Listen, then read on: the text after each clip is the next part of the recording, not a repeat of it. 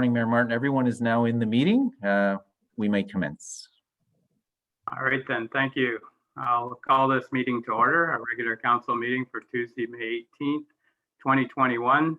I'll ask everyone to turn your cell phones off or place them on vibrate so it doesn't disturb the meeting. And I'll remind council of declaration of pecuniary interest if it arises. Declare it now or when we get to that item.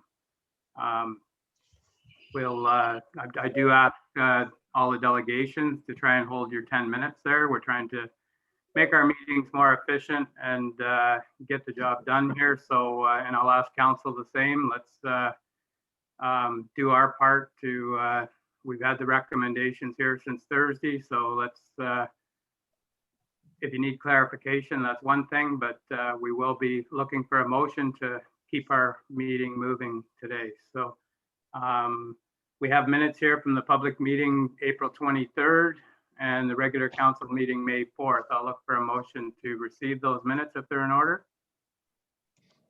Motion to receive, Mr. Mayor. Okay, moved by Councillor Ellis, seconded by Deputy Mayor Giroux. All in favor of the motion? And that's carried. Next, we're going to move right into planning reports and welcome Daryl and Amanda.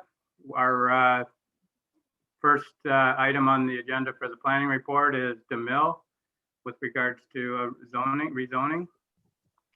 I'll turn it over to you, Daryl. Thank you, Your Worship. Members of council, it's great to see everyone again, albeit through a computer monitor. On behalf of Amanda and myself and the other staff here, we appreciate the opportunity of resuming planning services to the township. We look forward to it. Amanda just dropped into the meeting. She isn't actually participating in the reports per se. However, I'd like to take this opportunity also, having received permission from the CAO, to introduce James Todd. James is a recent graduate of Urban and Regional Planning at Ryerson University. He is one of two new hires here at the municipal or the department, along with Claire Champagne, who's a graduate of the University of Waterloo. We've now hired 3 new planners since January of this year, bringing our total number of planners here to 8. And we look forward to bringing these individual staff back to future council meetings again with your permission and patience. The first application, or sorry, the first report is in the name of DeMille regarding the zoning bylaw amendment. The township received an application to rezone the subject property on February 24th, 2021. Following due process, it was presented at a statutory public meeting of council on April 20th, 2021. The application, as council may be aware, is seeking to rezone a portion of the shoreline area, approximately 2 acres, to seasonal residential for the purpose of a cottage. The application also proposes the balance of the property. It's quite a large property, rezoned to rural. The total area of the subject property is 100 acres. Access to the subject lands is by way of North Shore Road. Presently, the property remains vacant. North Shore Road is historically a township maintained road. However, it's been realized that it's not technically owned by the municipality, nor has it been assumed into the township road system by bylaw. Council proceeded to pass a resolution at the conclusion of the April public meeting to defer the proposed amendment. This particular report is intended as an update for council on the matter of North Shore Road. The township has since received correspondence from the applicant's legal solicitor, which is attached to the report. Said correspondence has since been circulated to the township solicitor as well for review and comment. The dialogue with the property owner, as confirmed by the letter from the owner's solicitor, is the owner is prepared to transfer title of the lands occupied by the road for a nominal consideration on the condition that legal fees and out-of-pocket costs be the responsibility of the township, and the commissioning of a survey be completed by the township together with depositing the plan. With respect to those 2 proposed conditions, The township staff have since solicited a cost to undertake the requisite survey, and more recently dated May 14th. We have a letter from Ewart O'Dwyer responding to the property owner's solicitor, which would essentially represent the beginning of negotiations with respect to the future mutual responsibilities regarding the road. Hence, the application before council, as it would relate to the rezoning, is a separate matter. It's considered under the Planning Act. The road matter, however, is considered under the Municipal Act. And accordingly, our recommendation is that council proceed to pass the requisite bylaw to rezone the property. And secondly, that staff be directed to bring forward a report regarding the North Shore Road to a future council meeting in order to seek direction with respect to the proposed transfer of the road to the municipality and then accepted or assumed by bylaw into the township road system. Those are my comments. All right, thank you. So I'll open it up to council if there's any questions or concerns here. Go ahead now. Anybody got any questions? Go ahead, Deputy Mayor Giroux. You muted, Dave?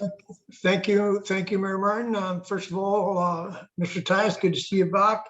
Thank you for your report. And yes, this was deferred for some further information, and I feel that we have that information, and I would move forward with the recommendation.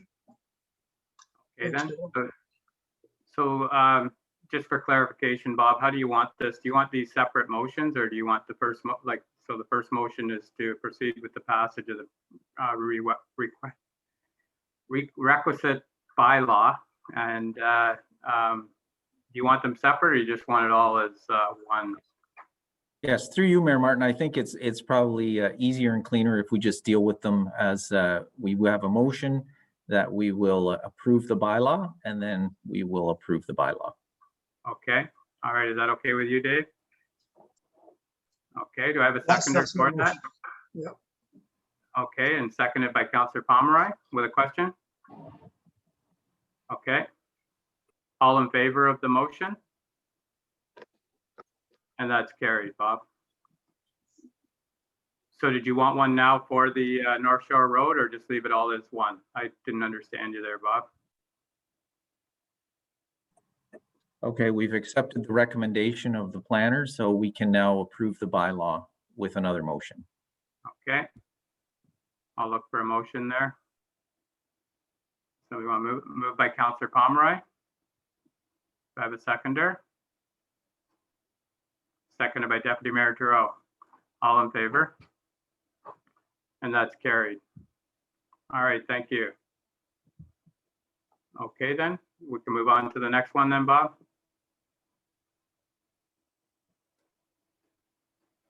Greenwood Summers. I'll move on to that, Daryl. Okay, thank you, Mr. Mayor. This report is concerning a zoning bylaw 2021-020 in the name of Greenwood Summers for lands located in part lot 10, concession 7, municipally known as 233 Fire Road 75Q. The purpose of the report before council is to provide an update regarding the progress made with the property owner acknowledging the status of Fire Road 75Q as a private road, not maintained nor owned by the Township of Havelock-Belmont-Methuen. On April the 6th, 2021, following a statutory public meeting, council proceeded to pass bylaw 2021-20, having the effect of rezoning the subject property to Special District 239 in order to permit a permanent year-round dwelling, while also recognizing existing and proposed deficiencies. Given due process, the period for filing appeals has since expired, and Special District 239 is now in full force and effect. Together with the processing and ultimate passage of the subject bylaw, it was noted that the subject property is accessed by a private road, Fire Road 75Q, which is neither owned nor maintained by the township. Therefore, the property owners have been notified. In fact, I spoke with Mr. Summers earlier this morning briefly regarding the requirement to execute an agreement between the parties, which quite simply acknowledges the road status. So as a property owner, Mr. Summers would be requested to simply acknowledge by virtue of the agreement that the township does not own the road, the township does not maintain it. At the time of preparation of the report, the township solicitor is proceeding to prepare the requisite agreement. Those are my comments. All right, thank you. And I'll open up to council again. Is there any questions or comments? Would somebody like to make a motion here then? Councillor Webb, you're moving the recommendation. Okay, and seconder, Councillor Pomeroy. Any other questions or comments? Bob, go ahead. Yes, through you, Mayor Martin. So we are moving the recommendation in the report and also confirming the passage of this bylaw as occurred on April 6th. Okay, perfect. All right then. So that's good with the mover and seconder. Okay, all in favor of the motion? And that's carried. Thank you. Our next item here is the application of consent for a lot addition for Allison and Robinson. Daryl, I'll go back to you. Thank you, Your Worship. This particular application pertains to part lot 30, concession 8 in the Methuen ward. It has civic address 88 Fire Route 85E. The applicants who own the property that is being severed for a lot addition, the property receiving the lot addition is actually owned by Anthony and Leah Haynes. The parcel of land being severed for the purpose of the lot addition is 0.11 acres. The retained parcel is 2.25 acres, which exceeds the minimum required lot area of the shoreline residential zone. The lot receiving the addition is currently 0.73 acres in area and will benefit by the lot addition by virtue of bringing that lot into compliance with section 11 of the Township's comprehensive zoning bylaw, whereas a minimum lot area is 0.75 acres. The subject property is located on Jack Lake, and both properties are currently developed in the form of seasonal residential. The retained lot also features a garage, septic system, outbuildings, and a well. In our opinion, Your Worship, the application conforms to the official plan as well as the township zoning bylaw, and accordingly, we recommend that council advise the Peterborough County Land Division that they endorse the application. All right, thank you. So it's pretty straightforward there. I'll open it up to council. Would somebody like to make a motion or any questions? Motion to approve the recommendation from the planner, Mr. Mayor. Okay, moved by Councillor Ellis. Do I have a seconder? I think Deputy Mayor Giroux. I would second that motion. Okay, seconded by Deputy Mayor Giroux. If there's no other questions or comments, all in favor of the motion? And that's carried. Thank you. And our next application here is for consent of a lot additions for Sanders and Ben. I'm going to mess this name up. Aidenhoven. Sorry for doing a bad job on that name, but anyways, Daryl, I'll turn it back to you. That application B3321 pertains to lands located in part lot 7, concession 9 of the Belmont ward, civic address 77 George Street East in Havelock. The subject property is owned by the Aidenhoven and Sanders, and is being severed for a lot addition, as well as they also own the property receiving the lot addition. The parcel of land to be severed for the purpose of a lot addition is 800 square meters and is to be added to the larger subject property. At present, there are no structures on the parcel to be severed. However, a garage is located approximately 3 meters to the rear property line of the lot to be retained. Therefore, should the requisite survey show that the location of the garage is closer to 3 meters, then the applicants will require a minor variance to recognize that deficiency. The area of the retained parcel is proposed to be 0.225 acres. The proposed lot addition does not impede access, but rather will provide for uniform configuration for the receiving property, the larger parcel. The parcel of land to receive the lot addition is 6.5 acres and is actually already zoned R1. It has frontage on Mary Street. Our recommendation is that the council consider advising the Peterborough County Land Division that it endorses this application. Those are my comments. Thank you, Daryl. So I'll open up to council here. What's your thoughts? Deputy Mayor Giroux, go ahead. Thank you, Mayor Martin. Thank you again for your presentation, Daryl. I just have a couple of questions before I would move it on to Peterborough Land Division. The severed property, if so severed, we'd have to deal with the minor variance issue later.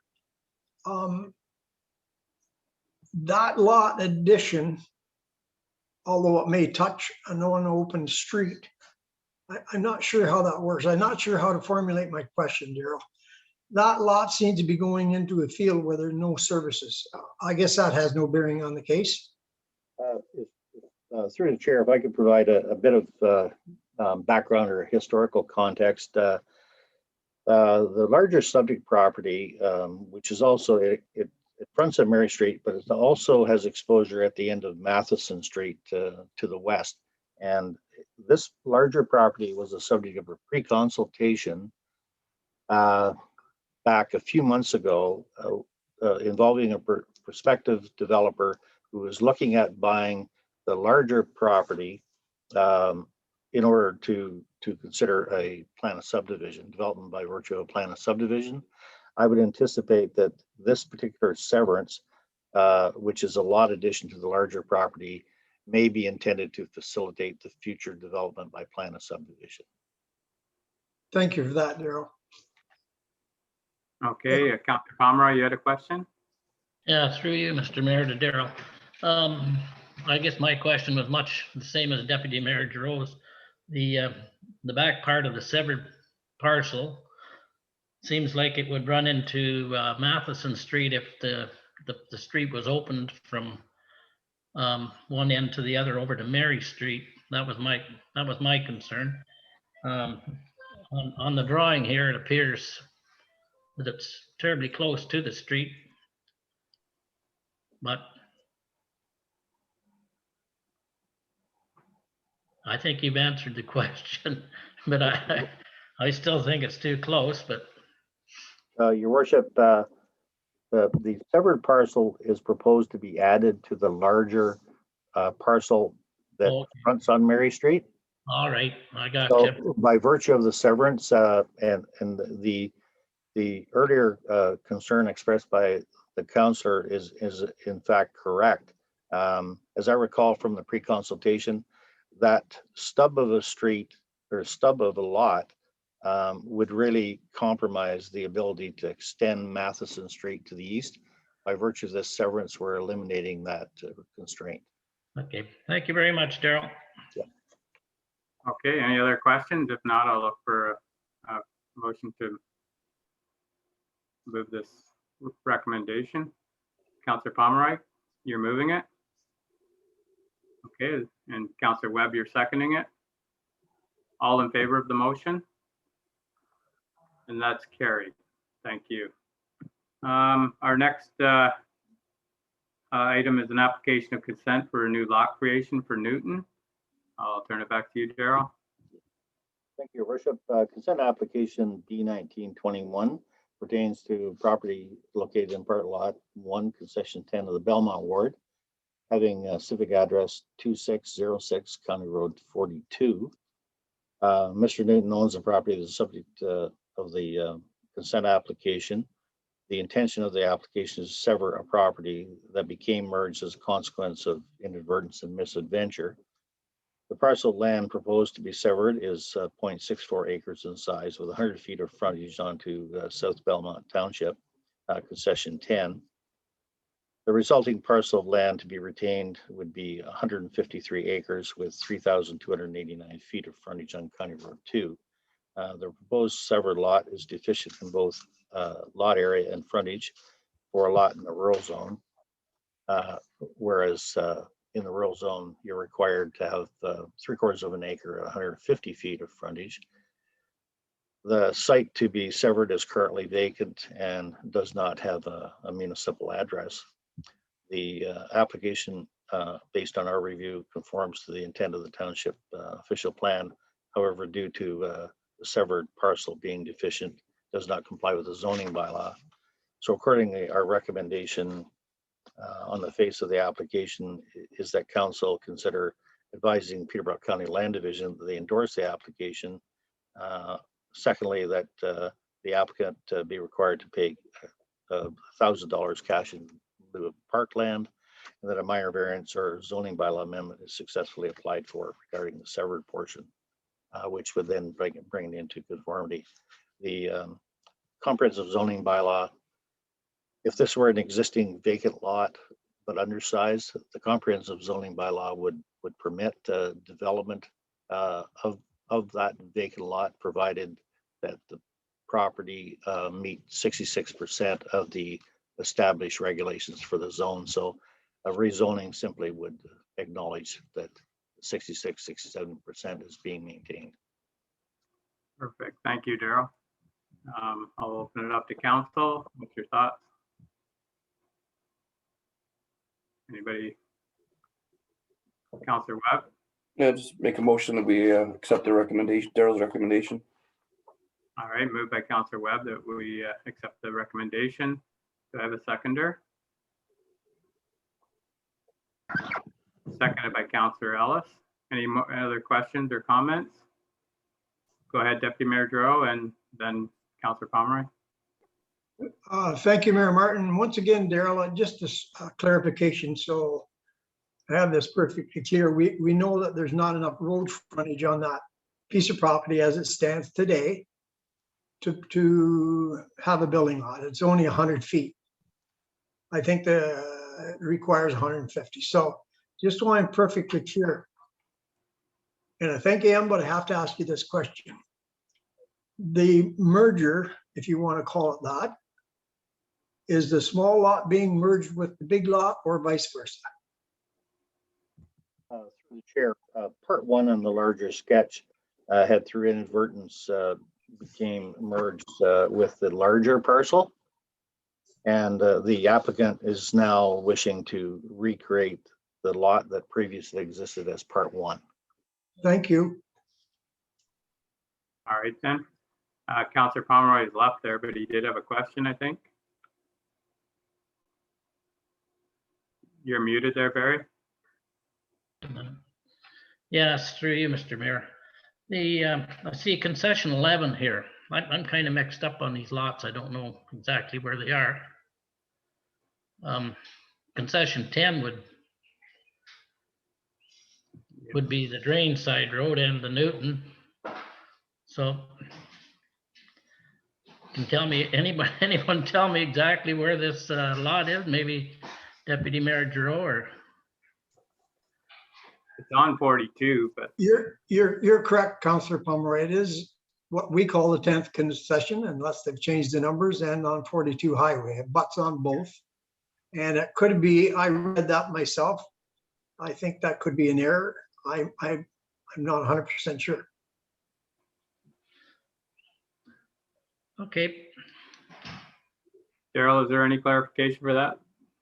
None that I have readily available. We can certainly review the file. I was simply going on the basis of the report previously prepared by the former township planner, as well as any information I had in the file, which identified the property as part one concession, or part lot one concession 10. Yeah. Okay. All right. So I do have a mover and a seconder on this. So I'll call a question. All in favor of the motion? And that's carried. Thank you. All right, thank you, Daryl. I think Sonia is the next one on here for a temporary use agreement for Belmont 6 line. Russell? Morning, Mayor Martin and members of council. Purpose of this report is to present for council's consideration a request for a temporary use agreement pertaining to the construction of a new single-family dwelling on the 6 lines south of 7. Recommendation is that mayor and clerk be authorized to enter into an agreement with Rudolph John Russell for the use of a travel trailer for the purpose of temporary residency during the construction of his dwelling on the property located on the 6 line. And that the requisite bylaw be passed in the bylaw section of today's meeting. Background being that the township has received the request from the owner of the property to use this travel trailer, and the trailer will be ceased to be lived in after a 12-month period or prior to that, depending on when the construction has been completed. The applicant has paid a $1,200 deposit to cover the expense of having the agreement registered on title and then removing the agreement from the title upon completion of the construction. All right, thank you, Sonia. So we've done this before several times. So what's council's thoughts? Councillor Ellis? Through you, Mr. Mayor, as you stated, we've done this in the past. There's stipulations there that the fee's been paid. So I would move that we approve the recommendations from staff. All right, moved by Councillor Ellis. Do I have a seconder? Councillor Pomeroy? Any questions or comments? Okay, I'll call the question. All in favor? And that's carried. Thank Well, you. thank you, everyone. That's all I have showing for planning reports. Thank you, everyone, for that. Mr. Mayor, if I could, perhaps I could request our leave for Amanda, James, and myself from the meeting. Sure. Thank you. Thank you. Thank you. See ya. Thanks, Daryl. Thanks, Amanda. Thank you, everyone. Okay, we're going to move into delegations and presentations, and I will ask the delegations to try and hold to the 10-minute timeline and try and allow some time for questions or comments. But the first is here from the City of Peterborough, Chris Kowalik with Community Development Program Manager, and it's with regard to the Community Safety and Wellbeing Plan. Welcome, Chris. Thank you, Mayor Martin and members of council. Appreciate the opportunity to be here with you today. I'm going to share my screen for my the PowerPoint presentation that I have.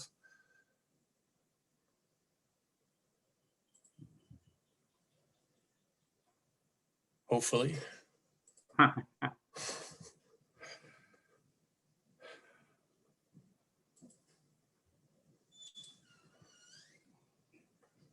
Is that showing up okay? Yeah. Okay. The purpose of my presentation today is just to provide a little bit of background on the Community Safety and Wellbeing Plan that the city and county and 8 townships are working on. I will be back at council next month with an interim plan for your consideration, but I'll talking about that a little bit further on. It was in late 2018 and came into force January 2019 as an amendment to the Police Services Act that every municipality in the province adopt a community safety and well-being plan.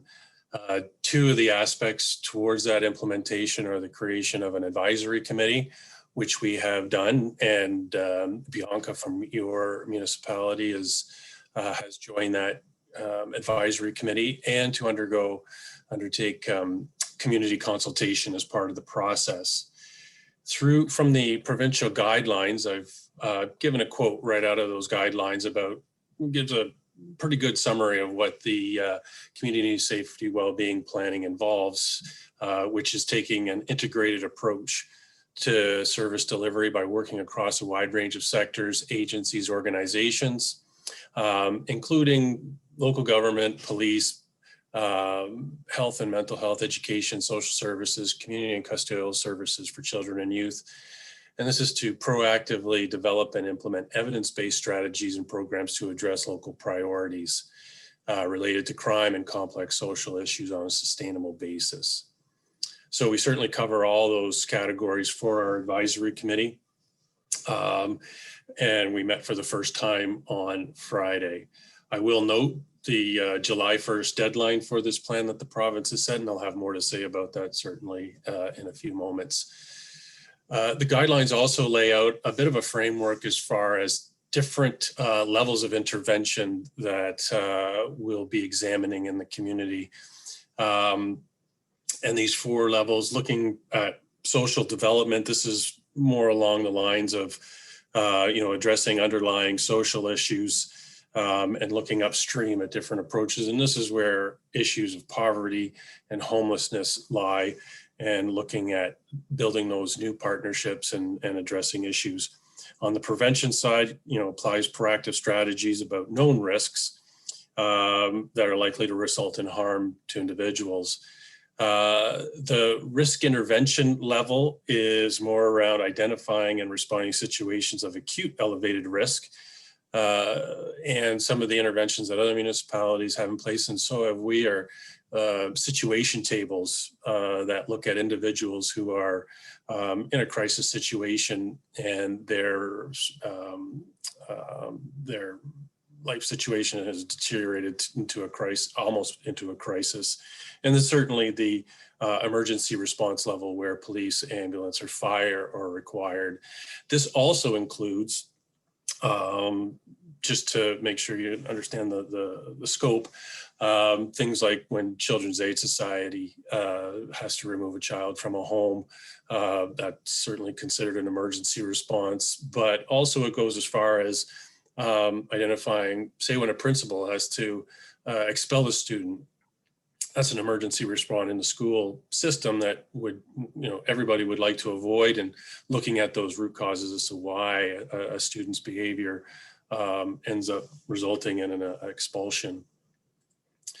The plan must include local priority factors that have been identified based on community consultation and multiple sources of data. We will be looking to your staff and council for recommendations on those factors that affect Havelock-Belmont-Methuen, asking the same of all other townships, so that those rural priorities are strongly reflected in the eventual plan.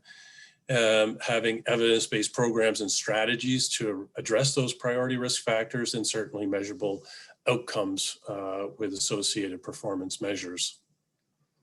I've included, I'm not going to go through all of these, but I've included from some of the municipalities who have already completed their plans and some of the high levels priority areas that they've identified. Some get specific, in Halton, reducing hospital readmissions for individuals with mental health issues, whereas certainly region of Niagara, addiction and substance misuse, affordable housing, mental health, poverty, income, homelessness are very broad.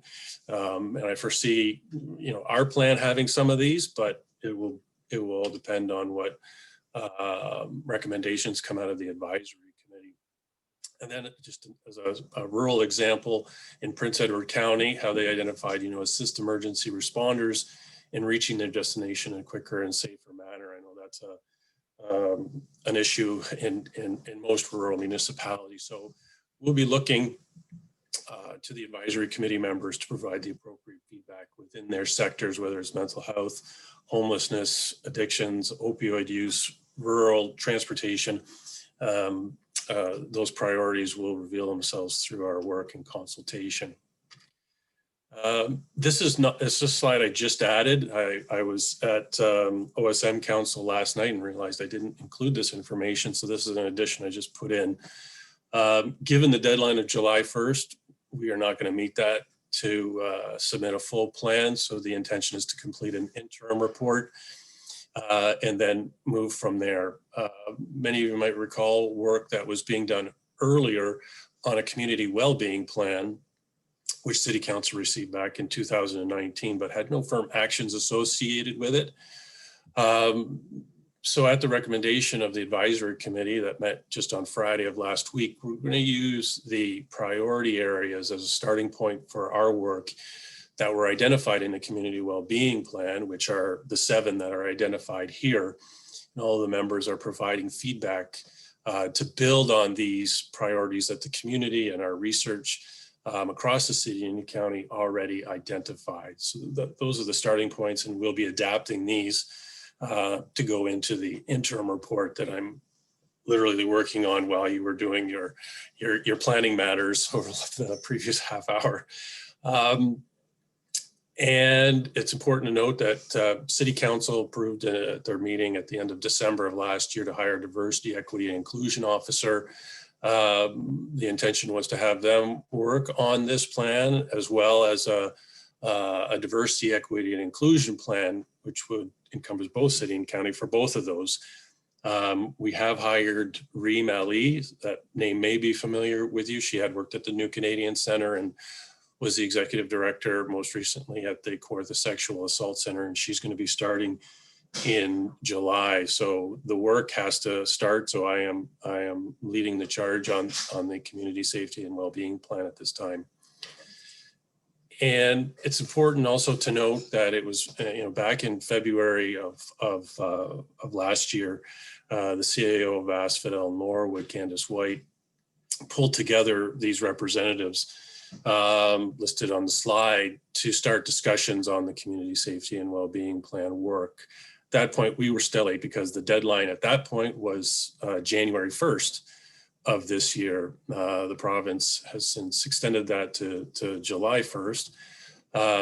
However, even in February, we were going to struggle to meet that January 1st deadline.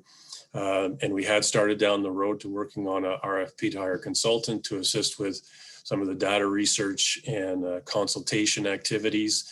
And that all collapsed once the pandemic hit and has delayed for most of last year and into this year any progress on this, on developing this plan.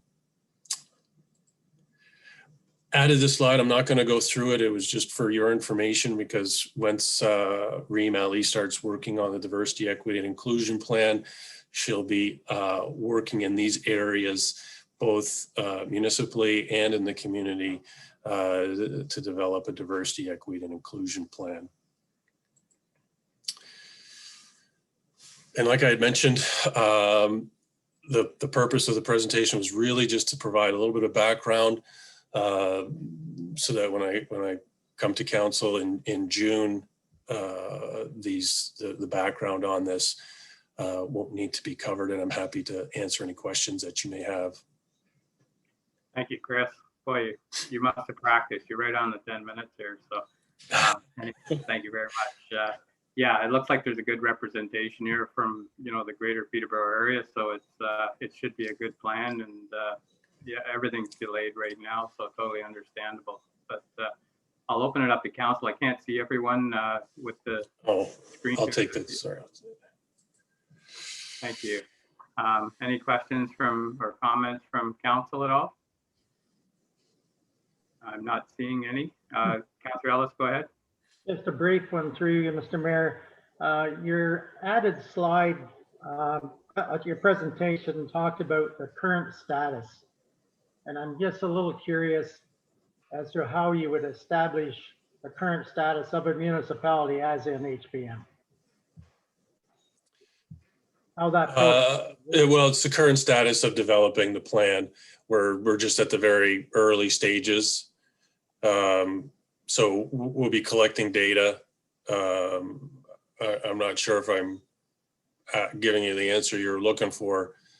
It's just a matter of the status that we've established. The advisory committee had our first meeting, planned to do an interim report to show the province that we are making progress, that we intend to submit a full plan for January 1st, 2022.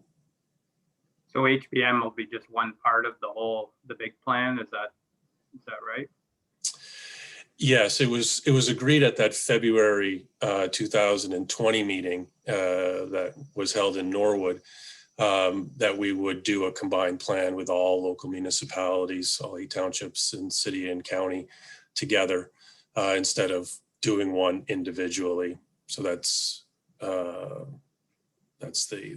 plan moving forward. And each township is represented on that advisory committee. And it was interesting to understand the strategy. The CAOs were working together and figured they would try to do as much variety in scope. So the recreation manager in Cavan Monaghan is the representative there, and from Selwyn, their economic development person.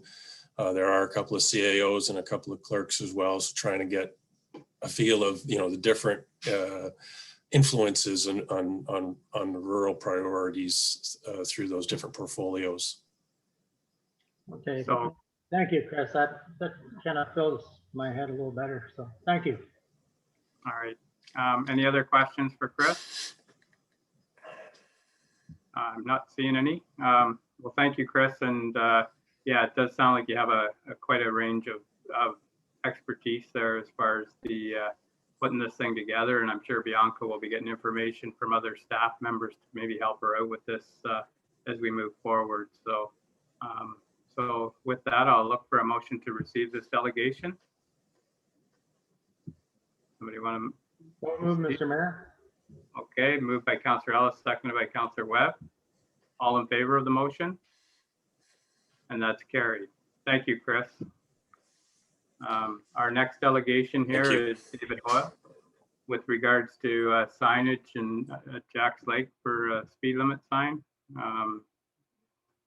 David, you can go ahead. Trying here. Okay. There, I'm on. Okay, a very quick one from I think it was 2 meetings ago. You basically approved the idea of this. I forwarded that on to Transport Canada, who had a change in their mind of a few things. They wanted to change the type of sign, which they never showed it in any of their documentation. So I put the new sign there. I don't know if it shows up in the package you have. And also they wanted to change the wording to include my location and my neighbor's locations where the signs may be put. So nothing's really changed, except Transport Canada has wanted to clarify a few things for the future. So hopefully if you can read that motion and pass it, oh, okay, there's the signs. Yeah, so it's, yeah, so everybody's okay on your end as far as putting their name and identification? Oh, yeah. It was really just to show locations in case later there is some issue on the lake that they want to identify which signs they're talking about. So. Sure. And the new motion you're highlighting there for me, yeah. Okay, so the motion is there. I'll open it up to council and see if they have any questions or comments, or if they would like to move this along. So I can't see everyone. So has any council got a? There you go. I think Mayor. Yep, Deputy Mayor Droe, go ahead. Thank you, Mayor Martin. First of all, David, you're to be commended. As far as I'm concerned, you've done a wonderful job here. And as you've stated, you have no objections to the changes that the ministry's made. I think these are a step forward. And like I said, good on you for doing what you're doing. And I would, if a motion is in order now, I would make the motion to move directly ahead with this recommendation. Okay, thank you, Deputy Mayor Droe. So it's moved by Deputy Mayor Droe. Do I have a seconder before I go to any other comments? Seconded by Councillor Ellis. Is there any other comments or questions with regards to this? Okay, well, thank you, Dave. It's Okay. a lot of work, but hopefully it's worthwhile in the end. So It appeared this was the only time that Transport Canada had even thought about putting signs up. So they didn't have something that they wanted to put up. well, thank you for all your work. So Okay. call the question, all in favor. Oh, sorry, Councillor Webb, go ahead. Do you have a question? No, I was just gonna ask if you were gonna do that. Yep. All in favor of the motion? And that's carried. Okay, well, thank you, David, and Okay, good luck. okay, thank you very much. So, all right, so moving right along here. Staff reports for information. We just have the one with regards to our closed session meeting. So I'll look for a motion to receive that staff report for information. Moved by Councillor Pomeroy, seconded by Councillor Webb. Questions, comments? All in favor? And that's carried.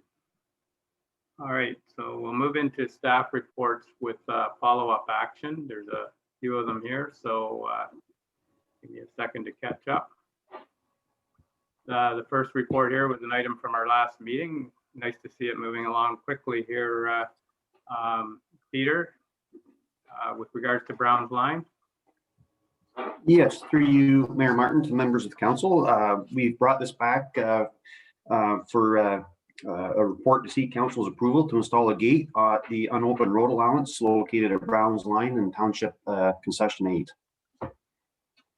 Yeah, sounds good. It's something probably should have been done a long time ago, but sometimes it just takes a little bit of push to make us understand what's going on there. But this has been a problem area, so it's nice to see it moving along quickly. Deputy Mayor Giroux, go ahead. Thank you, Mayor Martin. Just a quick question for Peter. Peter, this road allowance runs right through to Trent River Road. What do you, to the south? It comes out, this road allowance comes out on what road? It comes out right at the intersection of Brown's Line and the 8th concession. It's right at the corner. I understand that, Peter. How far does it go in before it's not a road allowance? Through you, Mayor Martin, it would go right to the township boundaries of Trent Hills and Havelock-Belmont-Methuen. I should have rephrased my question differently. So is there any need to put a gate on the other end, or is it accessible from the other side? Through you, Mayor Martin, yes, now I understand. The Miss Nelson that's requiring or requesting the gate, she has a gate on her property, which so there's no access from any other vehicles or four-wheelers. It's already gated on her property line. Thank you. Very good. Any other questions? Councillor Pomeroy, go ahead. Yeah, through you, Mr. Mayor, to Peter. If we put a gate on there, is it going to deter the people that go down to her gate? You know, is it going to be locked or what? You know, how are they going to stop people from going down over the hill and partying the same way they have been? Yes, through you, Mayor Martin, to answer Councilor Pomeroy's, yes, we would require that we would have a lock, a double lock per se, that we would have access, as well as Miss Nelson as too, so they could access and we could access, and hopefully that is the idea, that we stop the people from going down and partying and dumping garbage and so on. Okay, thank you, Peter. Okay, any other questions? If not, I'll look for a motion. Motion to approve the recommendation, Mr. Mayor. Okay, moved by Councillor Ellis that we approve the recommendation, seconded by Councillor Webb. I'll call the question. All in favor? And that's carried. Thank you, Peter. That'll be good to see. Hopefully that helps. Next, is with regards to the sanitary sewer upgrade on Concession Street. Yes, through you, Mayor Martin. This report is to provide council with an update on Concession Street sanitary upgrades. Recommendation is to approve the quotation for change order in the redesign dated on May 10th, 2021 from Engage Engineering. Okay. So, yeah, Deputy Mayor Giroux, go ahead. A motion to approve the recommendation. All right then. So we have a mover. Councillor Pomeroy, are you seconding that? Yes. Any questions or comments? All in favor of the motion? And that's carried. Thank you, Peter. Good to see that moving along. Thank you. All right, so next we're going to move over to Ryan Andrew with regards to the winter banners. brought the whole catalog here. Good morning, Mayor Martin, members of council. Yeah, so there's a report there for council's consideration. I didn't know if they wanted to maybe weigh in on some of the options for winter banners for this season. It was previously approved through the budget meetings this year that they were due for replacement. So just wanted council's input on what they'd like to see put up this year. So yeah, that's there's quite a selection here. The only comment or question I had, these usually go up for the whole winter, don't they, Ryan?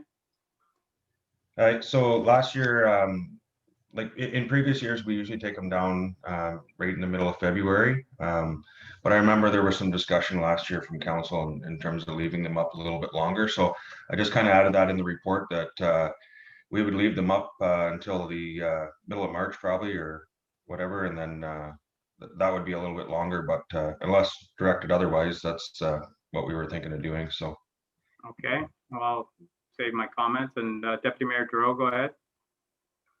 Well, thanks, Peter. Or Ryan, you certainly give us a lot to look at. And they all are wonderful banners as far as I'm concerned. They look really great. The idea for me on these banners, if they go up all year, it's more of a season rather than just a Christmas theme. So that would be my preference, to keep the winter theme, not just a Christmas theme that only lasts for a week or two before and after Christmas. So if you're asking for preferences, I could give you some. Okay. Yeah, that was my thoughts, Dave. So go ahead, Councillor Webb, and then Councillor Ellis. Yeah, I agree with both of you in terms of the season's greetings would only be good for about a month or whatnot. Ryan, are we still putting up the lights, the winter lights that we have too, along with the banners? Yeah. through you, Mayor Martin, to Councillor Webb, yes, we'll be turning them on again next year. So we invested in them last year. They're already still up. So great, thank you. we'll make you, sure Ryan. they're all working good again. Thanks very much, Ryan. Okay, Councillor Ellis, go ahead. Yeah, just briefly, there's some of the banners, they're all nice banners. Some of them are quite scenic, but I think there's some of them that would stand out just a little bit more when they're up on a pole. Again, yeah, a Santa Claus face is nice right at that time, but then if they're left up for a long period of time, that's kind of long gone. So my only thoughts is to pick out some that stand right out. I'll let you make the choice. Okay, and the only suggestion I had there, okay, I'll let Councillor Pomeroy go ahead and then I'll. Yeah, through you, Mr. Mayor. I like most of them except anything that says like happy holidays. You know, it's Christmas time. I know, but we're getting away from, we want to get away from the Christmas one, but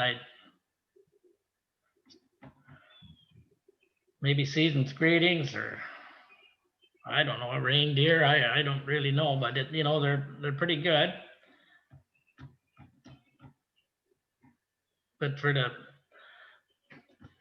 to associate happy holidays with Christmas, I don't like it. I'd sooner have season's greetings or just a plain one with whatever on it. That's my own preference. Yeah, so I think we're hearing that the winter scene is probably the way to go, Ryan. The only thing I was going to suggest is the only thing we can't install anything that's on hydro lines, is from what I understand. So the only suggestion might be is, and I guess it would be the Lions or whatever, but there's 2 poles over in the park, you know, that have a light on them that not sure if we would be allowed to put a couple of Christmas ones on those and take them down ourselves. I know we can't do them on the poles, but you know, a couple of Christmas ones at a couple of locations, maybe at the arena or somewhere, you know, if it's possible. But other than that, I think we're here in the winter scene is probably the easiest one to leave up for the season. But if you could get a couple other ones just to put on a couple of poles, like I say, out on Highway 7 there, that we are able to put up and take down ourselves, that's just a suggestion, but I'll leave it with you. I think council's saying that, you know, the winter scene would be able to stay up longer. So Deputy Mayor Droe, go ahead. Thank you, Mayor Martin. For instance, number 3, snowman number 3, you've got both. You've got season's greetings, but in the moon shot, you do have Santa Claus in the back. So that covers both seasons, both Christmas and the season. So you might consider that. Okay.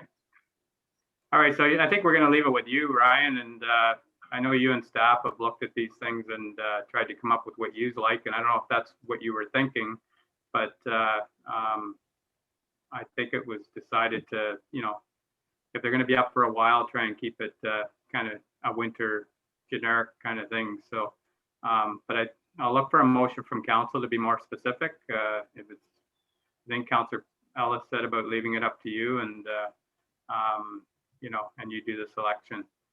Is that right, Councillor Ellis? Bob, go ahead.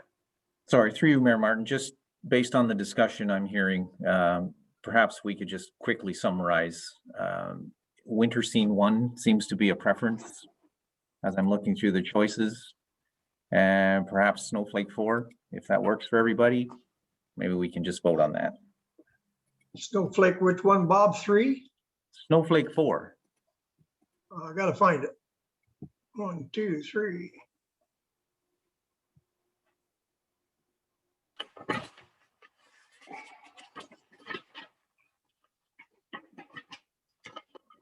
Yes, okay, thank you. Okay, so if that works for council, if we can just get that motion and we'll proceed. all right then. So does somebody want to make that motion? Yep. Okay, moved by Deputy Mayor Giroux. And do I have a seconder? Seconded by Councillor Pomeroy. Any questions or comments? All in favor of the motion? And that's carried. Thank you, Ryan. All right, so the next we have the OPP, sorry, let me just catch up here. The Police Service Board changes that they're proposing here. And Bob, did you want to speak to it? Yes, through you, Mayor Martin. So the provincial government is mandating legislative change to the way police services boards are constituted, moving away from one police service board in each township and now creating a detachment-wide police services board.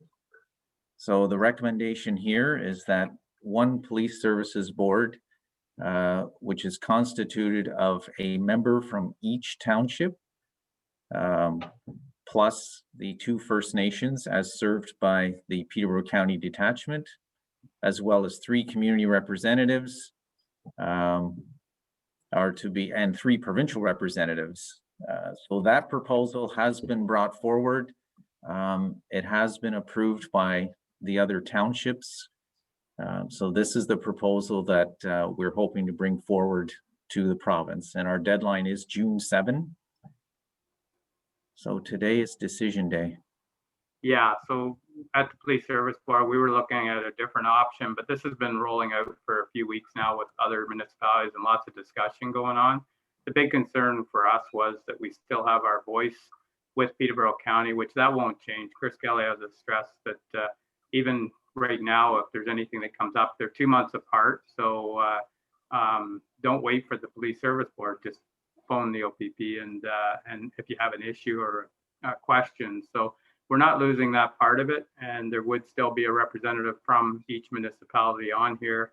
Plus there will be a public person other than, we don't know if it'll be from our municipality or where it would be from, but there is a percentage there for public representation also. So it's a streamlining thing here to try and be more efficient. And I think it goes for 2 years. Is that right, Bob?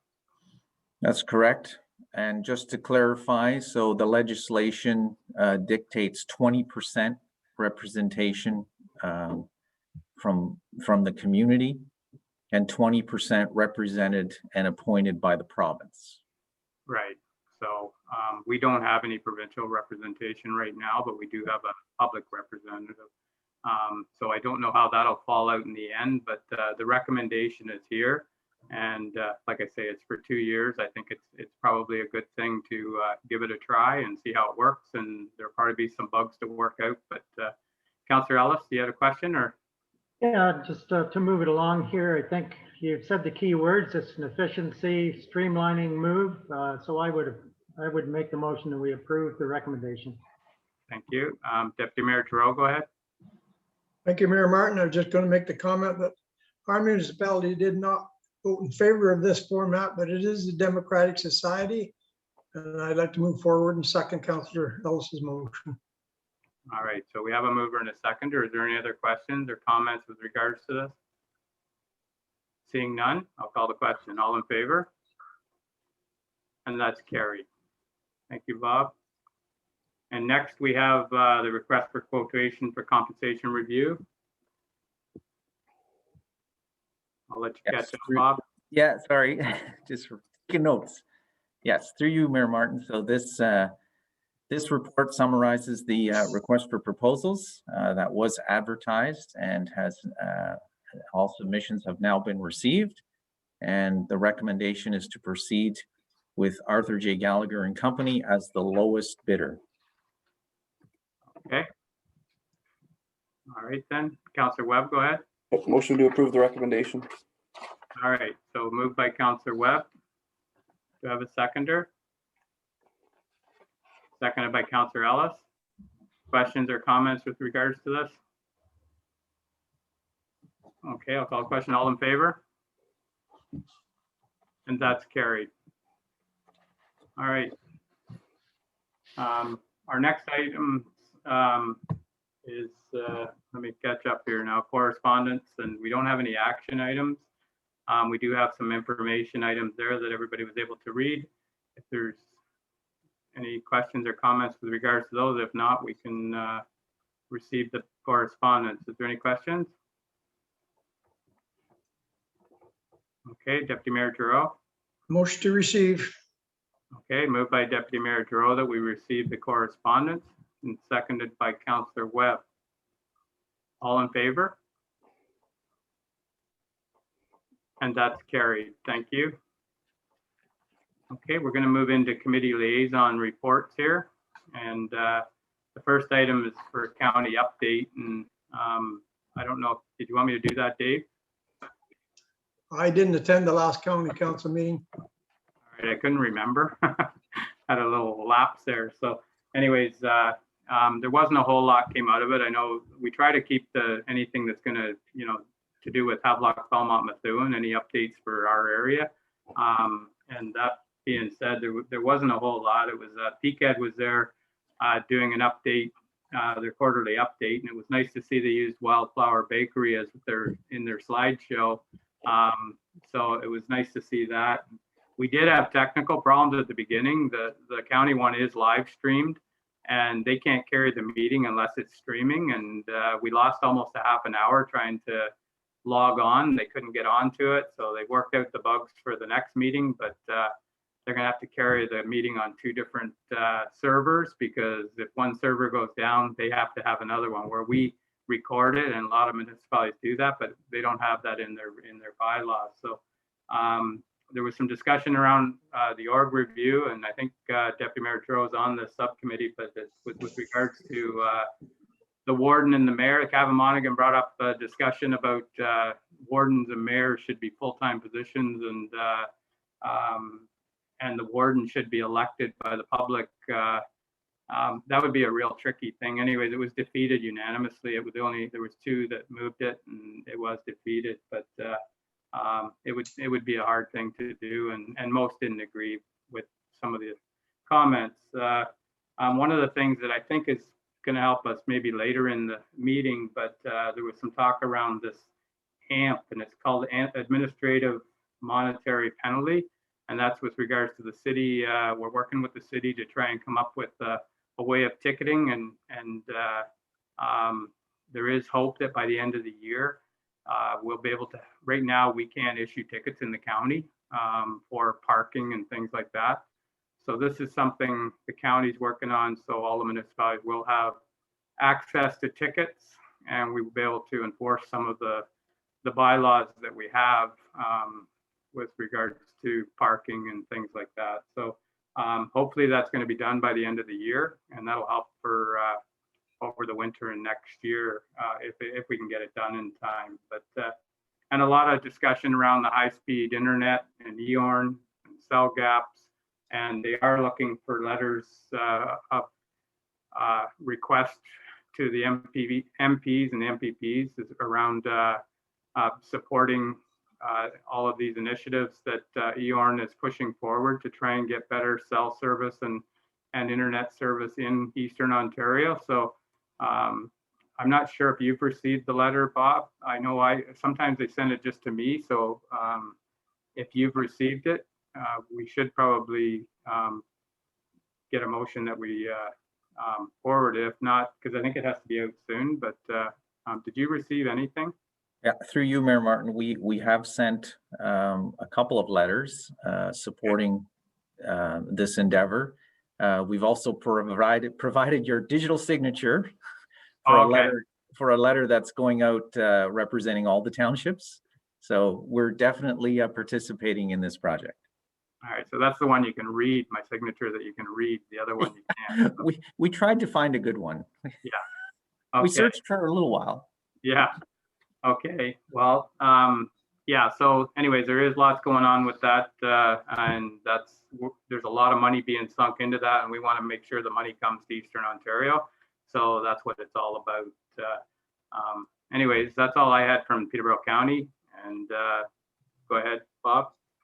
Yes, through you, Mayor Martin, if I could just take one moment to explain to council that the Township of Havelock-Belmont-Methuen is participating in the county service delivery review, looking for efficiencies. And I just wanted to report that the Manager of Public Works and I did attend a meeting with the consultant who's working on that project. We had an excellent meeting. We went over a number of items that we feel that where shared services may create efficiencies for us. So it was a good meeting. We look forward to the final report and the results of that. Yeah, that's good, Bob. Yeah, and Dave and I are on a lot of subcommittees for this ORC review, and I can't remember the ones you're on, Dave, but one of the ones I'm on is Public Works, and yeah, there's a real initiative there to try and work together better, and I think everyone is really excited on how in-depth this review is. It's a great company that's doing it. They did Duro Dummer last year, and they were really happy with what came out of it and the efficiencies they got of it. It's expensive, but you only get what you pay for. But go ahead, Councillor Ellis. Just a quick comment. Just very encouraging what we read from CAO Bob's report. Very, very interesting. So far overdue that it's unbelievable. We've talked about all those good things for years and years and years, and nothing ever happened. So that report was very encouraging, and hats off. Well done. Good. Okay, Councillor Pomeroy, go ahead. Yes, and that report with the county that Bob and Peter attended, the one that caught my eye was water and sewers, and you know how other municipalities like Northwood has a 10-year plan, you know, and they're in this envelope. So it would be great for us to be able to join that, because we would be able to cut down on fees for lawyers and consultants and the whole ball of wax, because you know, Peterborough County and the city have their own lawyers and so on and so forth. I think we could run much more efficiently and maybe get a plan out there so that we can grow our municipality rather than, you know, piecemeal the way we've been going. And you know, we've just been going about things that sometimes we don't know about, or we have the experts at the county and the city to rely on. I think would be very beneficial to our municipalities. Yeah, it's a new direction there, and I think that's the big theme, is a lot of working together. That's going to be the big thing here. So, Councillor Webb, did you have a question or comment? Okay.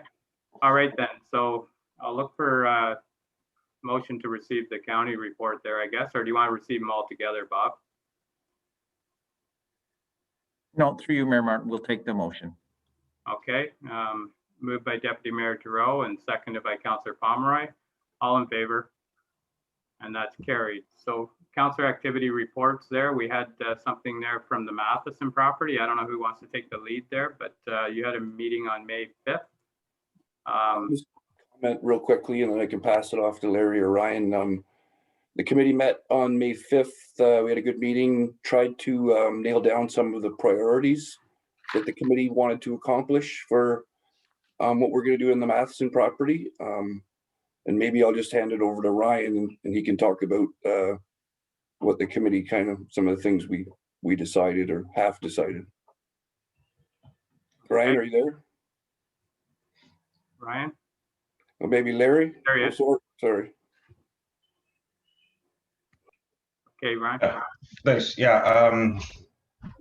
So as Councillor Webb had mentioned, that the committee has been meeting now a few times, and we've ironed out a few details on what we'd like to focus on. So looking forward to our next meeting in 2 weeks to discuss the work plan itself and iron out some details there in terms of what we want to see. So basically, as council may be aware, the training expansions, interpretive signage, installing resting areas, benches, things like that, trying to make the property more accessible and more inclusive for all of our residents of all ages.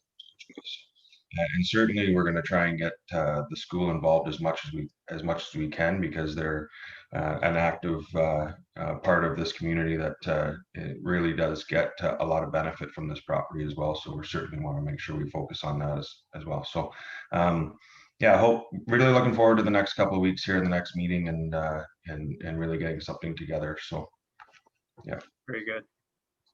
Okay, Councillor Ellis, did you want to finish up there, and then Deputy Mayor Giroux? Muted, Larry. Everything's been covered there. I just have a quick one for Ryan.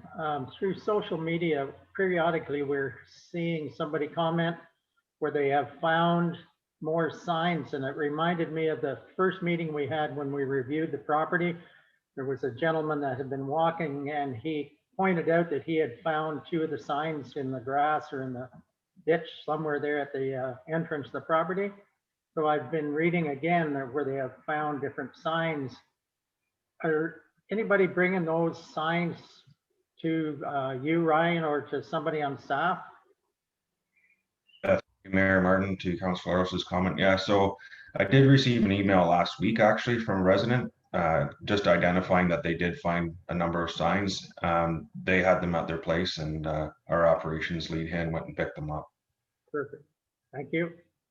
Yeah, I've seen that he did post the signs, and they actually went down again. He put a couple of them up and they went down again. So it's not just us having troubles keeping it looking nice. Deputy Mayor Giroux, go ahead.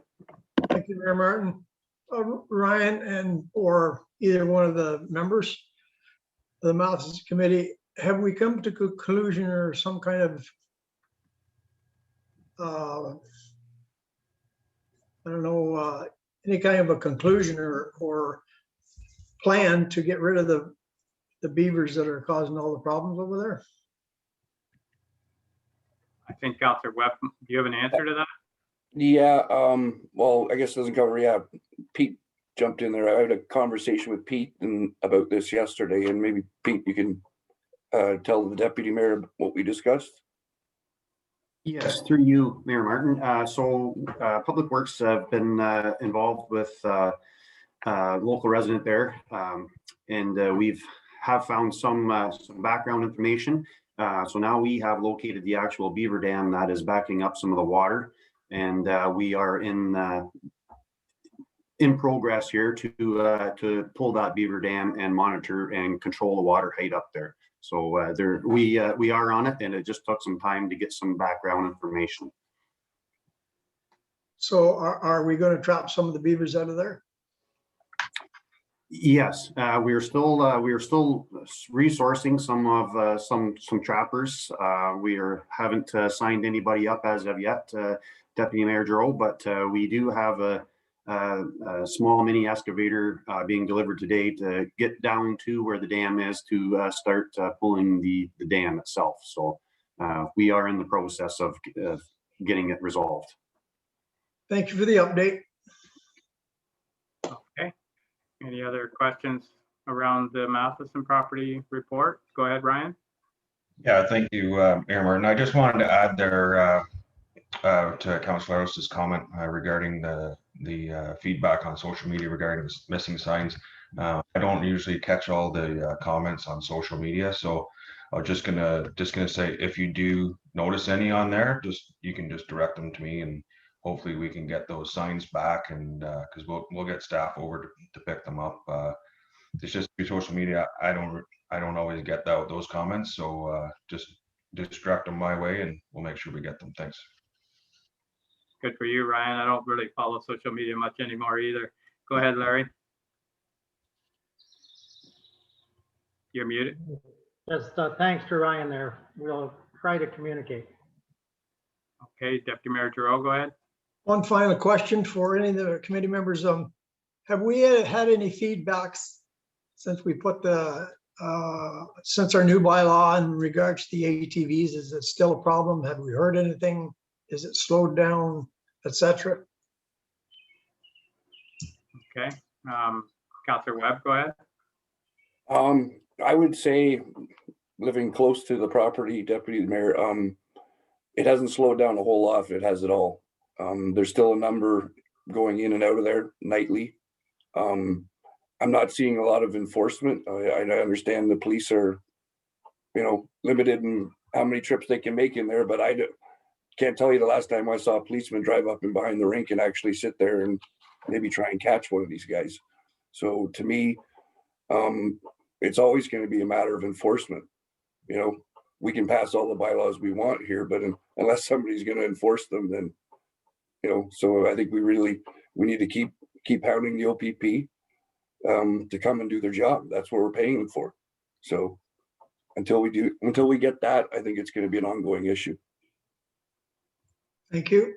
Okay, Councillor Ellis, and then we'll move on. Yeah, just quickly here to add to Councillor Webb's comments as well. I'm asking Ryan, did the no motorized vehicle signage get up, Ryan?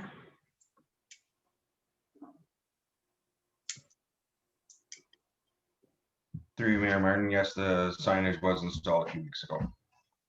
How many signs do we have and where are they located, Ryan? Through you, Mr. Mayor.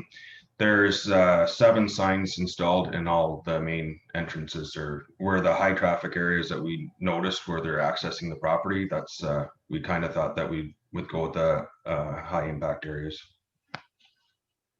Okay. All right then.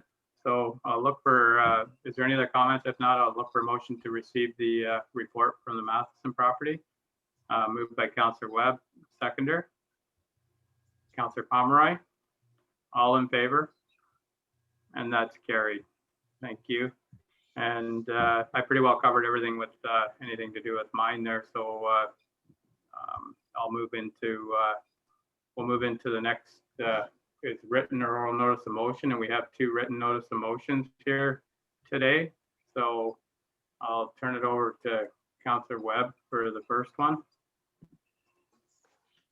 Oh, I guess we've discussed this before, but as stated in the motion, I, along with I think other council members, have been contacted by numerous residents that are calling for a program like this. And I'm just put it out to council in terms of the people are asking us for something. Like I said, I believe I've said this before, the $15,000, while it is a lot of money in terms of our budget, it isn't a lot of money. And in terms of how it needs to be paid for, it can be paid through budget dollars, or we could use it through OMPF. And in terms of it being a pilot project, I think it's something that we should reconsider. I think the people who've been voting against it need to take a harder look at it here. And I would just like to submit that we have another look at an HBM solution to this problem. Okay. Oh, sorry. Oh. Just Go further ahead, to that, I know one of the things that's been brought up is in terms of this is going to open a can of worms, or this is going to create a lot of work for our staff. I worked with the CAO this week, I don't know, maybe for a couple hours, and we came up with a draft plan. Bob, do we have that, or? Through you, Mayor Martin, we'll just pop that up on the screen. And just to highlight, this is a draft. Councillor Ellis, that something there. Maybe I better just go ahead, Larry. You're muted. Through you, Mr. Mayor, through pecuniary interest, I'm going to declare conflict of interest. Okay. Okay, so hold your thoughts there, Councillor Webb, and Bianca can take care of that.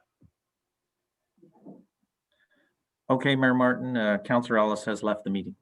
All right, then go ahead, Councillor Yeah, Webb. sorry. Further to that, this is, as I said, this is just a draft. The end program can look like this or look nothing like this. Any or all of this can be changed.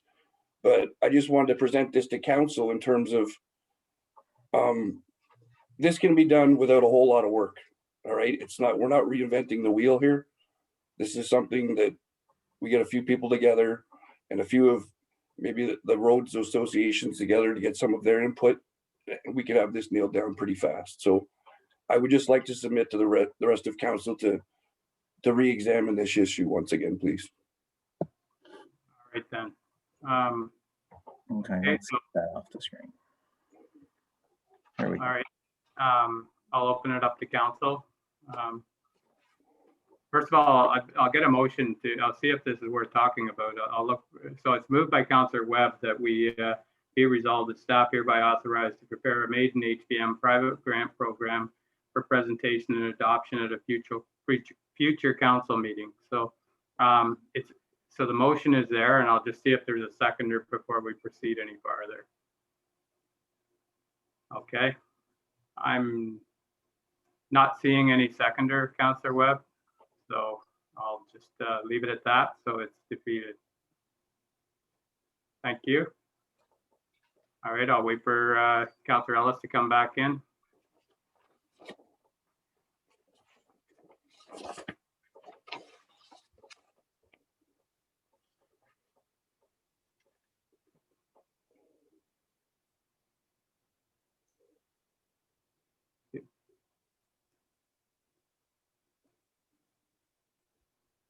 Okay. Welcome back, Larry. So we do have a second notice of motion, or a written notice of motion here from Councillor Pomeroy with regards to the gates at King Street in Matheson. Councillor Pomeroy, you want to go ahead? Through you, Mr. Mayor. I would like to see the gates opened at both ends of Matheson Street for one, but King Street being a vital entrance for emergencies. Our fire department is just up the street, and if there is an emergency, they have to go out and go down George Street and in. There is, hopefully, the park's going to be open again this year, and there's ball players there that if there was a heart attack or whatever, they'd be there in a minute or two rather than 3 or 4. And the same with children, if they get hurt. I can't see it not being beneficial to the park for to be opened, because there's a safety factor there that that we have to be concerned about. And the sooner we can get our first responders to the site if needed, I think it's great. But we can put this forth if anyone's in favor of it, fine. If you're not, I can live with what we have, but I would just as soon have it addressed as a safety problem. Okay, so before I open it up, so Councillor Pomeroy is moving that the gates on King Street and Matheson Street East, adjacent to the community center, be left open all year round. I'll look and see if there's a seconder for that motion. Okay, seconded by Councillor Ellis. Comment? And a comment. You're seconding it though first to get it on the floor? Yes. Okay, and a comment, then go ahead. Well, I don't know how many times this has been discussed before, not just this year, it's been discussed in the past years. So it has some merit, and when you're talking safety and first responders.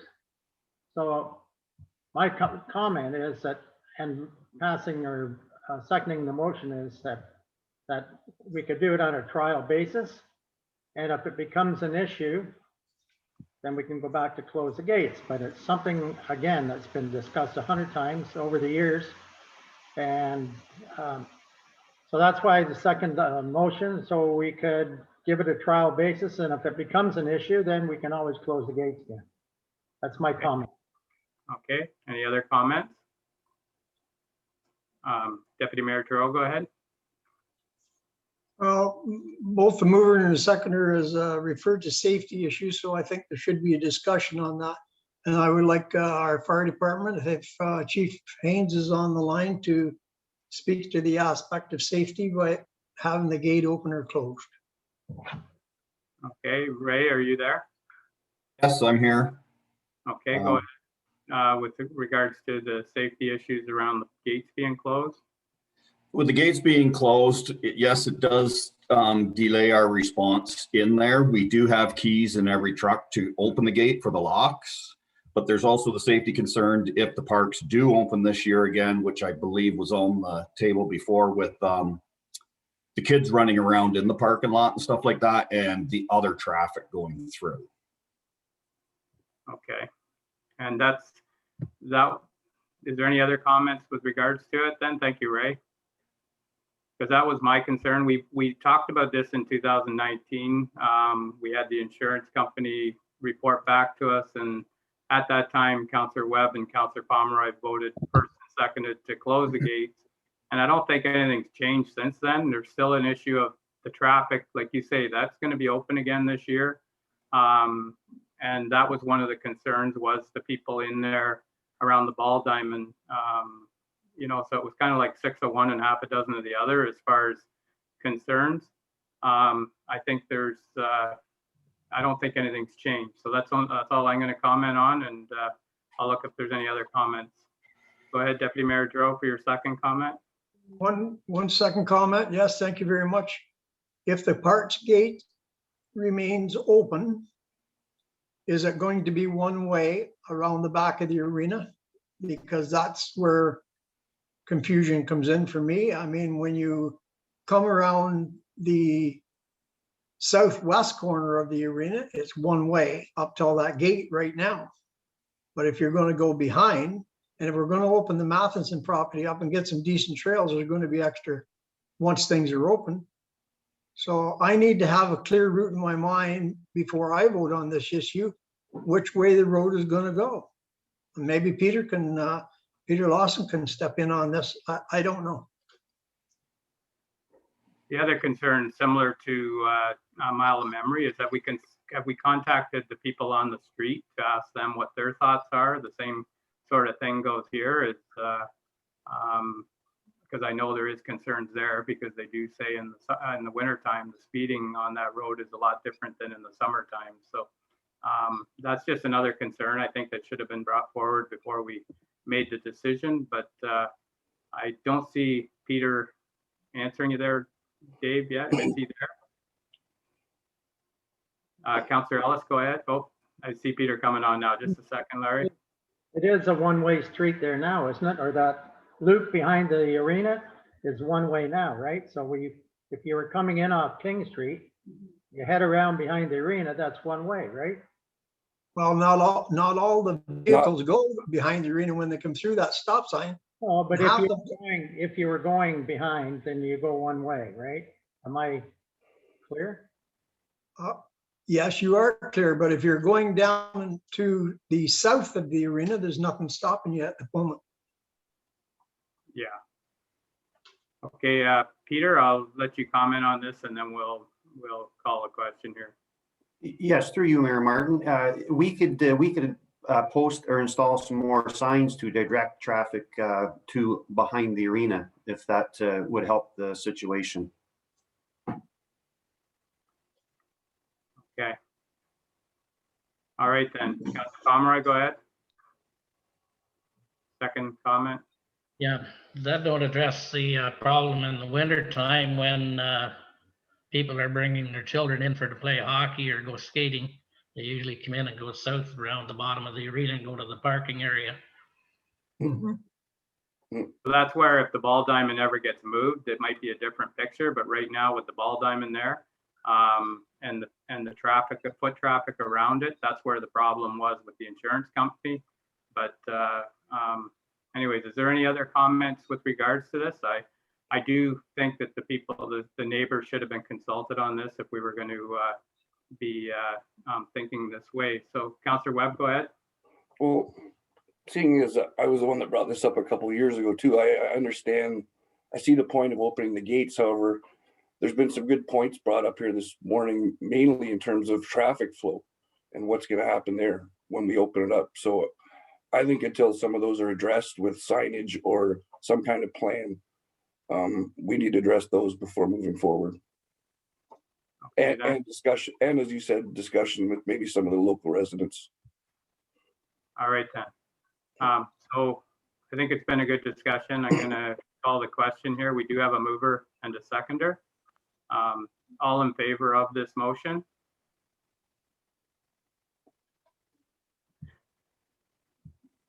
So it's turned down. So, all right, thank you, everyone.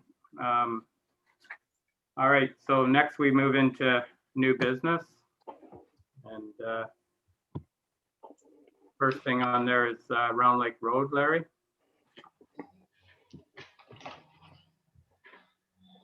You're muted.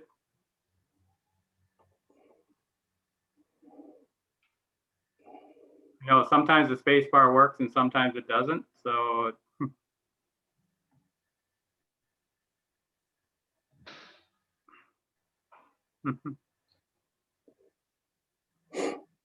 Bianca, is there anything on your end?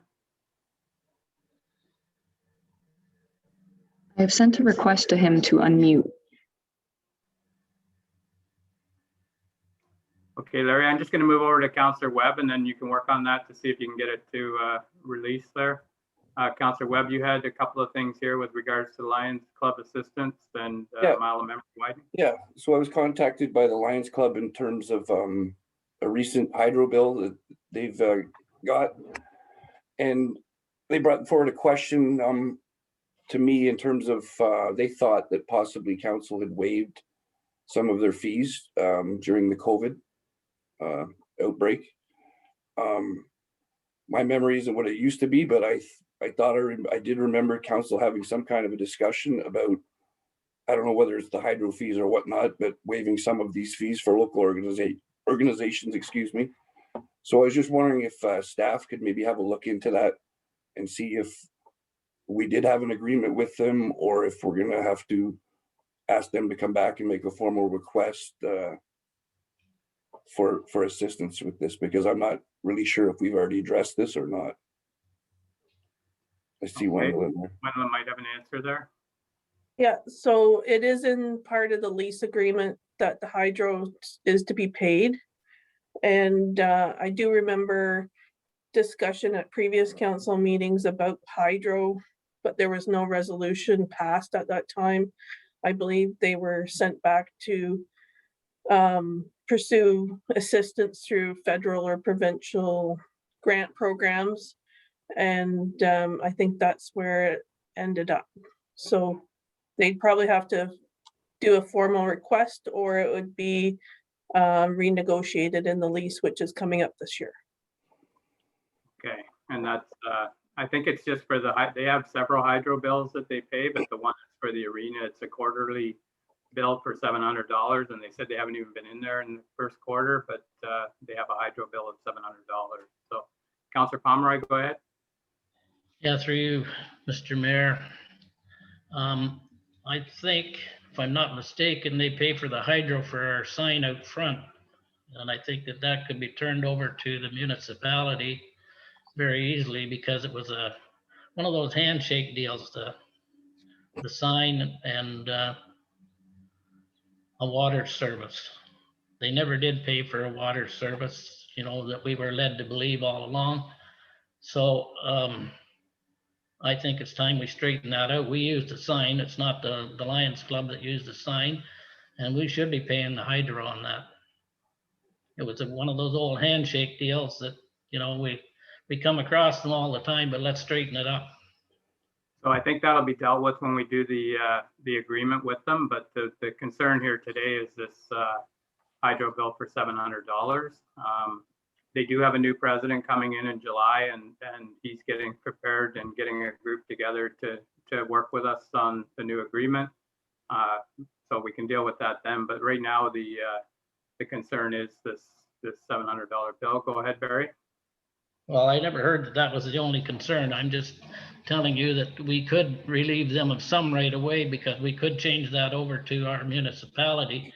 That's one less thing that they have to deal with in the interim. So Okay. That might help. That might be a suggestion. Go ahead, Dave. Quick question to Wendland. Is there any part of the $700 or seven, whatever it is, or all of it that can come out of COVID funding? If not, I'll take your answer first. That would be a decision of council and a resolution by council. Well, so we can do whatever we want with COVID funding? Well, we are doing relief for sewer and water rates this year, garbage tag relief, etc. I know Economic Development Committee is also having a relief program that was passed just recently by council for an application process. So it would all depend on how council wants to handle it if they were to apply potentially for that COVID funding relief that just was passed. Thank you for that information. So Mayor Martin, through you, I would make a motion that if the Lions Club is seeking the relief, that they come back and make a formal request that we'll certainly consider it through COVID funding. All right, then.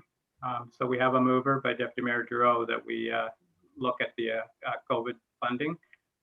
Councillor Webb, are you seconding that? All right, then. Any other questions or comments? All in favor of that? I want to make sure you understood my motion. Yep. That they would have to come back with a formal request. That's right. Okay, then. All in favor of the motion? And that's carried. Thank you, Wendland. Thank you, Dave. All right, then. So, Larry, you got yours unmuted there. Before we go into your other one there, Art, we'll just let Larry go on with the Round Lake Road question he had. Go ahead, Larry. Through you, Mayor Martin, my apology, I lost my whole screen there for a second. Technology.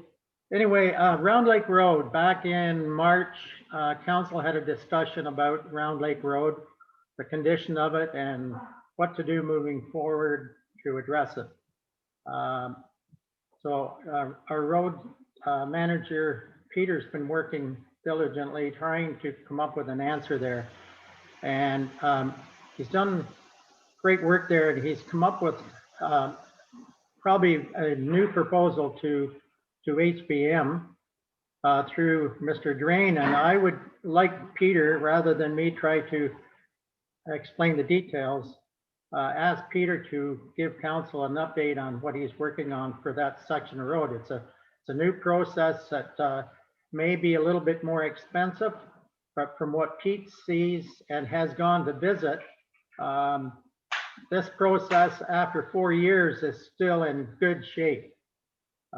So I wanted to talk a bit about it today with council, to give council a chance to hear what Pete's been working on. So if we're going to do this project through this manner, it gives them a head start to go forward. And so I would ask Pete if you could explain a bit to council the new process that you've been working on.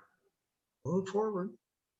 Yes, through you, Mayor Martin. So I've been, I apologize. I just got the estimates back late last week, so I didn't make it to this council meeting with some prices. But I did meet with the manager from Drain Brothers, Brian Shorey, and we did take a trip to all the roads that are in the budget and possibly Round Lake if council approves. And I did get some very viable information from him. So it is an asphalt supplied by Drain Brothers. It goes down through the spreader. It comes out at 1 inch thick. It is they use the trap rock for skid resistance because if they use the straight HL8, it would be very too smooth and very slick, especially coming to the winter maintenance season. As well as the polymer in the actual asphalt itself. A regular polymer is at 5%. So what makes this so great is they up it to 6.5%, which gives it the flexibility. So if you do have your frost coming out of the roads in the spring, it will move and then go back into the original shape that it was. As well as that, they do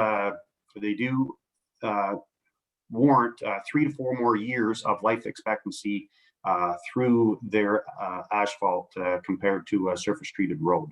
So it does look very promising, and I'm going to hopefully have a report here for the next council meeting on the prices. It is a little bit more costly, but surprisingly, I think it will be within reason. So that's a little update there. Thank you, Peter. And the other thing, what it does is eliminate all the hours that presently Pete's crew have to do, go out patch, and Round Lake Road in places that's beyond patch. So, All right, move on. Okay, thank you, Peter. It was to give council an idea of what Pete's working on to address the section of road. Thank you, Peter. sounds good, Peter. I did hear about this stuff last year, and it is worth looking at, and it might be something for your report, even if we looked at it as a pilot project in a certain area. I know council had a wish list. Round Lake's just one of the roads that have issues this year. So it might be worthwhile trying something to see if it's as good as what they say, because we do have a problem with the other stuff we have for years. So we look forward to that report at the next meeting then, Peter. Thank you. Thank you. All right then. So Councillor Webb, you had do you need a motion there, Bob, for that Peter bring that back, or? No, through you, Mayor Martin, we will bring back a report at a future council. Okay, Councillor Webb, so your second item you had on there was Mile of Memory Road widening. We at our last meeting, we had a report proposing a road widening of Mile of Memories Road with, I guess, an addition of some additional parking spots. Since then, I've been inundated with emails, phone calls, visits from all people that live along Mile of Memories who were quite upset that they were not involved in the consultation process. I understand we've started to engage them in said process, but what I suggest today to the rest of council is we've been working on this issue, I believe, for 4, if not 5 years now. And I thought last year we kind of maybe came to a solution in terms of we finally got the right signage out. We had the roads widened in certain areas. The locals seem to be pretty happy, or happier they've been in local years. And then even last fall, we went and hired a bylaw inspector to deal with issues such as this. So my motion today is, why don't we just leave things the way they are on Mile of Memories, employ the use of our bylaw inspector to actually cover the bylaw that we've passed or enforce it, and do it that way for this summer on a trial basis. And for the rest of the summer, we can consult with the local landowners to see about if they want the road widened or whatnot. But I don't understand why we went through about a 4 or 5 year process to get, these signs in place, a bylaw inspector in place, and now we're going to a completely different plan. It just doesn't make any sense to me. The plan is right there in front of us. So that would be my motion, that we leave Mile of Memories the way it is, and we just use our bylaw inspector to enforce the signage that is there. Okay, so you made that a motion then, Hart? Yep. Okay. Larry, you had a comment, or is it a question or? I'll second the motion, Mr. Mayor, with a comment. Okay, thank you. To add to Councillor Webb's comments, the feeling that I get from a number of residents as well is the fact that there's a cost. First of all, there's a cost associated with what we're going to attempt to do to create more parking. And second comment would be, even though we create another 6 parking spaces, that's not going to solve the issue. They're just going to park other areas or wherever they feel like parking. So due to a cost associated, as well as the fact that I don't think it's going to solve the problem anyway, I feel the same as Councillor Webb has stated. We've put things in place. We're trying to do the right thing to address the safety concern there. And it seemed to work to some degree last year. And so again, I would be seconding the motion in support of what Councillor Webb is saying. All right, thank you. Councillor Pomeroy, go ahead. Through you, Mr. Mayor, I agree with both. I think the big thing here too was we never consulted the landowners, and that is their driveways basically on that side of the road. And I think that they should have some input here. All right, and I think, go ahead, Deputy Mayor Giroux, and then I'll do the final. Well, I guess I'm out on the island all by myself here. And we want tourism in our municipality. We're not going to stop the tourism.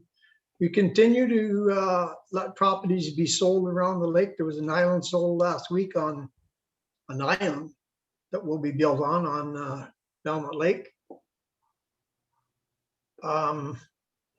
There's no parking. The owner contacted the marina, and the marina said, no, we have no slips, we have no parking. So there is no other entrance onto Belmont Lake that I know of other than there for that property owner to build his cottage on that island. So eventually, I don't disagree with the councillors. I'm just saying that eventually we're going to have to do something. Thank you. So that might be something when we go to issue a building permit. They don't have parking. They won't be able to get a building permit probably, but okay, Councillor Webb, go ahead. No, I was just going to say that I don't know why someone would buy an island if they didn't have a place to park their car. That doesn't sound like a very wise purchase. Well, we didn't tell that same thing to all the people that built on Big Island. There was no parking then. But it sounds like it's similar to somebody else that lives on a fire road to me. It's not the same at all. Well, I think it is. Okay, we'll leave it at that. And the only comment I have is one of the issues around the problem that we have right now is we can't issue parking tickets. So it's really an education thing for another summer. But like I talked about before with this new process that the county's working on, hopefully by next spring, we will have a way of issuing tickets to cars without people in them. And we can take care of it that way. There is parking there. Some of it's pretty far away, but we can keep working on this, over the next little while. But the motion here right now is, did you want to repeat it there, Councillor Webb? It's that we continue what we were doing last year as an educational. Yeah, just I guess maintain the status quo with bylaw enforcement of said bylaws along Mile of Memories by our bylaw enforcement officer. Okay, and that was seconded by for this summer. Okay, and that was seconded by Councillor Ellis. So if there's no more comments or questions? I'll call the question. All in favor of the motion? Carried. Okay, thank you. All right then, go ahead, Barry. Other business, and then Yeah, I got a couple small items here, Jim, that I didn't have on. The fire chief's old truck. We've been running short-handed on half tons. I know Peter's been driving his own. And, you know, when in conversation, he said, I'd just soon not drive my own because it's not that new a truck and I want to get as many years out of it as I can. So I was just wondering where that truck was and could we get it in service? okay, well, rather than talk about individual, weren't we supposed to do something, Bob, as far as vehicles and like a vehicle inventory and who gets one and who doesn't? Was there supposed to be something going there? Through you, Mayor Martin. No, this issue is constantly under review, and it is something that in a future budget, I think it would be wise to have an inventory of vehicles and determine the exact number of vehicles required for each department. But that is not a formal process at this moment. Okay, then. All right, then. So the question was with regards to the fire chief's truck there. I thought it was supposed to go to Parks and Rec, but I don't know where that's at. So anyways, I don't see Ray there. It's and I'm sure he hasn't got an answer today. That's why we recommend these come up as on the agenda, so it's not a surprise. Councillor Ellis, go ahead, and then Councillor Pomeroy for final. Well, through you, Mr. Mayor, it shouldn't be a hard question to get an answer to. Where's the truck? At the last council meeting, I think there was a discussion and the truck was supposed to be, I thought, either to Park and Rec or to the roads department. So where is the truck?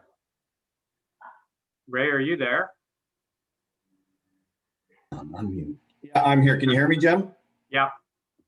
So the truck we're fitting it up for the deputy chief to use to respond to calls and other meetings and stuff that he has to go to. Well, through you, Mr. Mayor, that wasn't the direction from council.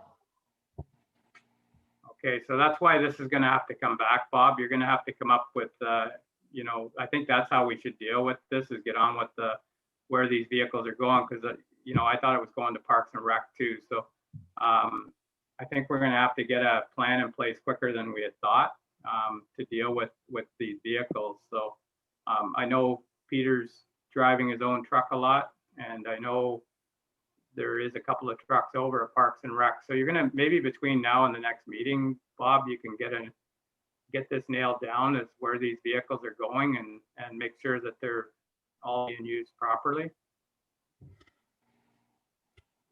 Larry, I think Barry was next, and then Larry, just a second. Barry, go ahead. Yeah, rather than fix that truck up for the deputy to drive around, we have another half ton on the other side of the building in the fire hall. Could he not use it, Ray?